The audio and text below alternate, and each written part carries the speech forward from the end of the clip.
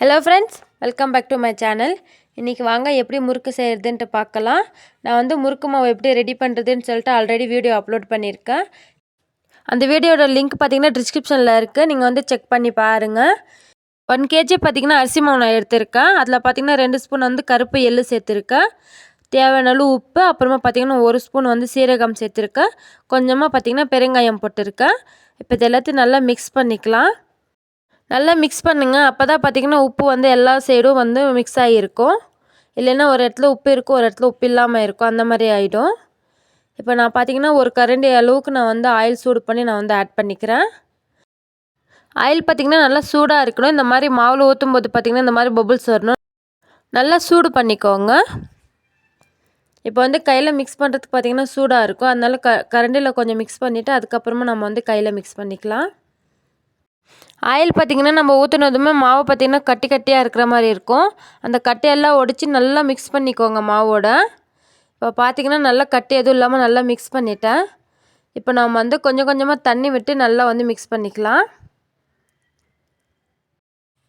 ரொம்பவே டேஸ்ட்டாக இருக்கும், கண்டிப்பாக ட்ரை பண்ணி பாருங்கள். நான் பார்த்திங்கன்னா அரிசி மாவு பார்த்திங்கன்னா மிக்சியில் தான் அரைச்சேன். அது எப்படி செய்கிறதுன்னு சொல்லிட்டு நான் ஃபுல் வீடியோ வந்து அப்லோட் பண்ணியிருக்கேன்.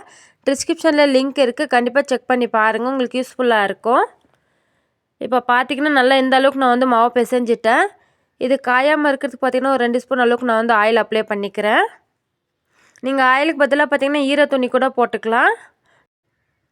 பாருங்கள், இந்த அளவுக்கு சாஃப்டாக வந்து பிசைஞ்சிக்கோங்க. நீங்கள் வந்து மாவு பிசையும் போது பார்த்திங்கன்னா நார்மல் வாட்டர் இல்லாமல் நீங்கள் வந்து ஹாட் வாட்டர் கூட யூஸ் பண்ணிக்கலாம். தண்ணி பார்த்திங்கன்னா கொஞ்சம் வெதுன்னு இருக்கிற தண்ணி கூட நீங்கள் ஆட் பண்ணி நீங்கள் வந்து மிக்ஸ் பண்ணிக்கலாம். இப்போ வந்து ஆயில் சூடு பண்ணிக்கலாம்.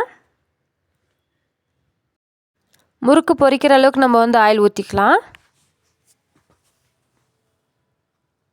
இப்போ ஆயில் நல்லா சூடாகட்டும். இப்போ வாங்க முறுக்கு சுற்றி பார்க்கலாம் எந்த மாதிரி வருதுன்னு சொல்லிட்டு. நான் வந்து முறுக்கு அச்சு இந்த மாதிரி இருக்கிறதா எடுத்திருக்கேன். இப்போ இதுக்குள்ளே பார்த்திங்கன்னா முறுக்கு மாவு நம்ம வந்து ஃபில் பண்ணிக்கலாம். கொஞ்சமாக எடுத்து இந்த மாதிரி வந்து செஞ்சு நீங்கள் வந்து ஃபில் பண்ணிக்கோங்க. இப்போ எல்லாம் பார்த்திங்கன்னா பால் கவரில் கூட பார்த்திங்கன்னா முறுக்கு செய்கிறாங்க. அதுவுமே ரொம்ப ஈஸியாக தான் இருக்குது. அந்த மாதிரி கூட நீங்கள் வந்து ட்ரை பண்ணிக்கலாம். பால் கவரில் கூட நீங்கள் வந்து முறுக்கு மாவு ஃபில் பண்ணிட்டு குட்டியாக ஹோல்ஸ் போட்டு நீங்கள் வந்து முறுக்கு சுற்றி பார்க்கலாம். அதுவுமே ரொம்ப ஈஸியாக தான் இருக்கும். பிகினர்ஸ்க்கு அது வந்து கம்ஃபர்டபுளாக இருக்கும்னு நான் நினைக்கிறேன். இப்போ வாங்க நம்ம வந்து முறுக்கு மாவு வந்து எப்படி வருதுன்னு சொல்லிட்டு சுற்றி பார்க்கலாம். இதை நான் சும்மா ட்ரையலுக்கு தான் இங்கே வந்து சுற்றிட்டு இருக்கேன்.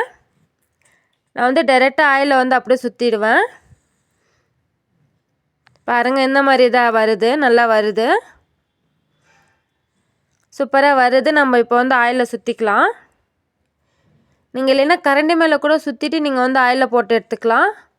உங்களுக்கு எது கம்ஃபர்டபுளாக இருக்கோ நீங்கள் அந்த மாதிரி செஞ்சுக்கோங்க. பாருங்கள், இந்த மாதிரி கரண்டி மேலே நீங்கள் வந்து முறுக்கு சுற்றிட்டு நீங்கள் வந்து ஆயிலில் டைரெக்டாக போட்டுக்கலாம்.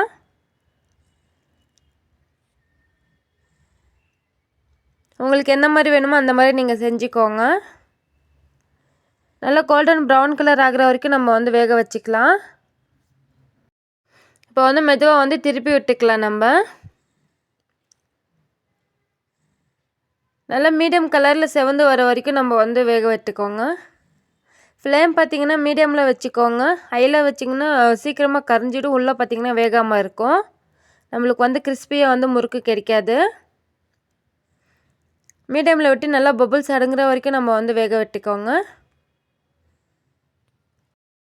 இப்போ பாருங்கள், நல்லா செவந்து வந்திருக்கு. இப்போ நம்ம எடுத்துக்கலாம். இந்த வீடியோ உங்களுக்கு பிடிச்சிருக்குன்னா ப்ளீஸ் சப்ஸ்கிரைப் பண்ணிக்கோங்க. பக்கத்தில் இருக்க பெல் ஐக்கனையும் கிளிக் பண்ணிக்கோங்க. அப்போ தான் நான் எப்போல்லாம் வீடியோஸ் அப்லோட் பண்ணுறேன்னா அப்போ நோட்டிஃபிகேஷனில் வரும், நீங்கள் வந்து மிஸ் பண்ணாமல் பார்ப்பீங்க. இப்போ நான் பார்த்தீங்கன்னா டைரெக்டாக ஆயிலில் வந்து சுற்றிக்க போகிறேன். பாருங்கள், இந்த மாதிரி கூட நீங்கள் வந்து செஞ்சுக்கலாம்.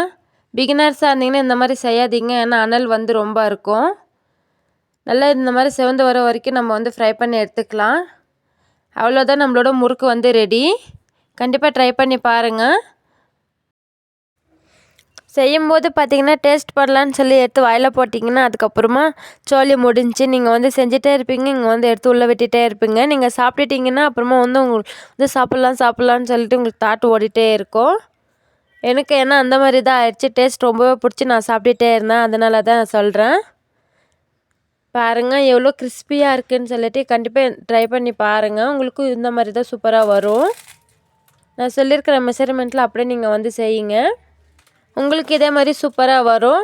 நான் வந்து மிக்சியில் மாவு அரைக்கிறோம் நம்மளுக்கு வருமோ வராதோ அப்படின்னு நினச்சிட்டு இருந்தேன். ரொம்ப சூப்பராகவே வந்துச்சு. நம்ம வந்து மில்லில் தான் கொடுத்து நம்ம வந்து மாவு அரைக்கணும் முறுக்குக்கெல்லாம் அப்படின்ட்டு எதுவுமே இல்லை. நீங்கள் வந்து மிக்சியில் கூட அரைச்சிக்கலாம். நீங்கள் வந்து மிஷினில் மாவு அரைக்கணுன்னா எப்படியும் 1 kg இல்லைன்னா 2 kg நீங்கள் வந்து போடுற மாதிரி இருக்கும். நீங்கள் வீட்டில் மிக்சியில் அரைக்கிற மாதிரி தான் நம்மளுக்கு தேவைனாலும் நம்ம வந்து அரைச்சிக்கலாம். 1 ஜார் இல்லை 2 ஜார் கூட நம்ம வந்து கொஞ்சமாக நம்ம வந்து மாவு அரைச்சி நம்ம வந்து நம்மளுக்கு தேவையான அளவுக்கு நம்ம வந்து முறுக்கு சுட்டுக்கலாம்.